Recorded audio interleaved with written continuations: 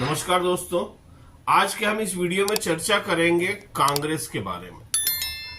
आपने कहावत तो सुनी, मैंने भी सुनी, आपने भी सुनी कि भाई नकल में भी अकल चाहिए। और कांग्रेस के बारे में खासकर हम चर्चा करेंगे मध्य प्रदेश के बारे में कि लोग विधानसभा के जैसे ही चुनाव खत्म हुए और कांग्रेस ने तत्काल निर्णय लिया। वो कैसे निर्णय लिया मैं आपको बताऊंगा। जैसे ही मध्य प्रदेश का चुनाव निपटा, छत्तीसगढ़ का चुनाव निपटा, राजस्थान का चुनाव निपटा, और हम सभी जानते हैं कि मोदी जी का जो व्यवहार है, मोदी जी का जो नेचर है, मोदी जी यानी अप्रत्याशित निर्णय लेते हैं, यानी जिसकी हम कल्पना नहीं कर सकते, हम सोच ही नहीं पाते, और मोदी जी वो निर्णय ले लेते हैं। हम कयास किसी और के लगाते हैं, सोचते हैं किसी और के बारे में, और जब आखिरी में पत्ता खुलता है तो बड़े बड़े दिग्गज, बड़े बड़े पंडित हैरान हो जाते हैं कि ये मोदी जी क्या सोचते हैं। जैसे हमने गुजरात में देखा था, गुजरात के चुनाव संपन्न हुए, बीजेपी फिर बहुमत में आई।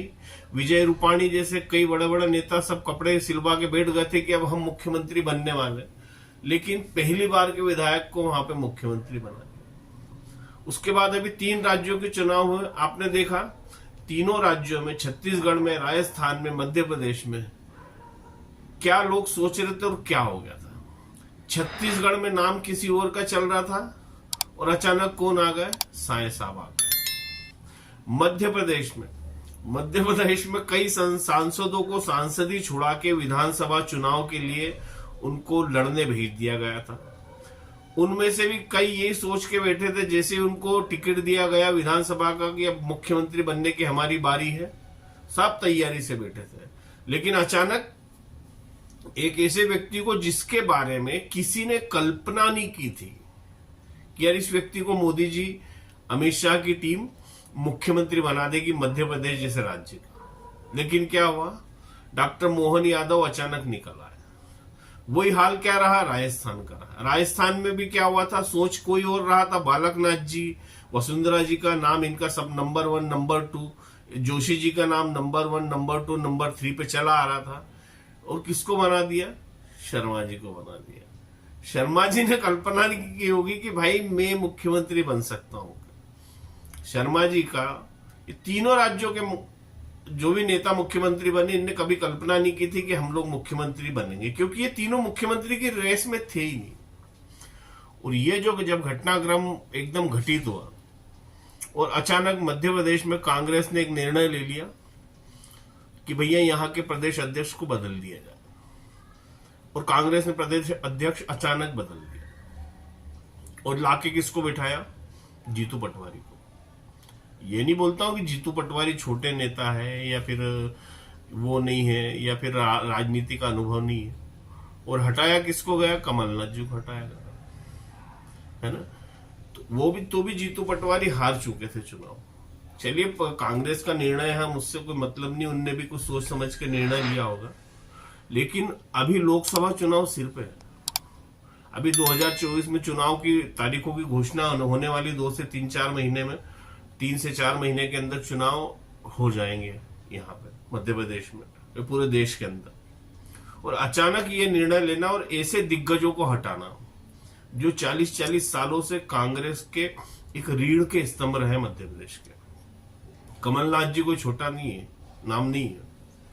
कमलनाथ जी ने इस ही चुनाव में अपनी पूरी विधानसभा की सीट जितवाई है और उन्हें हटा दिया। जीतू पटवारी जहां से आते हैं, इंदौर से, वहां 9 की 9 सीट कांग्रेस हार गई। जीतू पटवारी खुद कांग्रेस से टिकट लेके चुनाव हार चुके हैं, अब उनको प्रदेश अध्यक्ष बना दिया।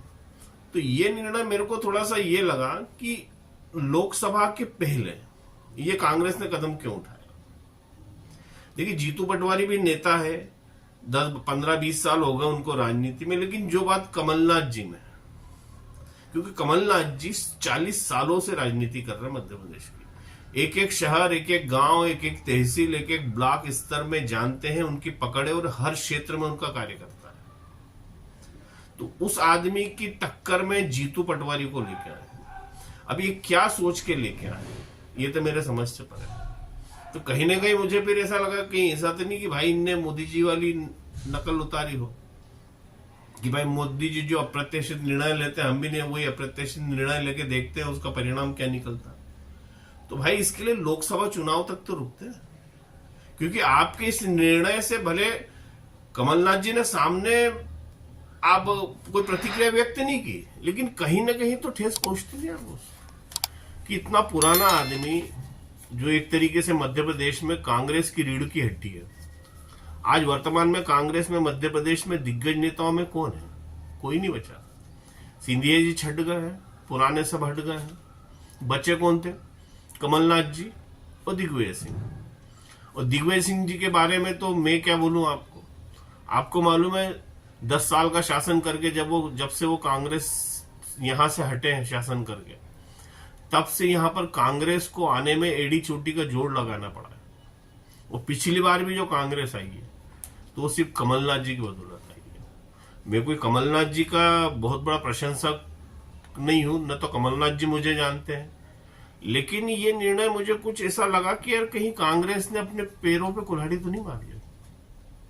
एक ऐसे बंदे को सामने लाके जिसका अभी कोई व्यापक जनाधार नहीं है, न पार्टी में कोई इतनी बड़ी पकड़ है। हाँ, ये बात अलग है कि राहुल गांधी के साथ उनके बहुत अच्छे संबंध है, निजता वाले संबंध है, लेकिन क्या लोकसभा जैसे चुनाव में मोदी जी के सामने जीतू पटवारी टिक पाएंगे क्या?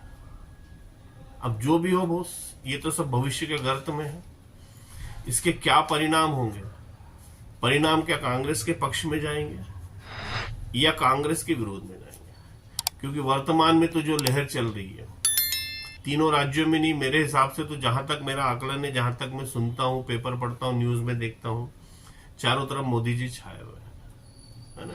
बाकी देखते हैं भविष्य के गर्त में क्या छुपा है। चलिए फिर मिलते हैं आपसे अगले वीडियो में, तब तक के लिए नमस्कार।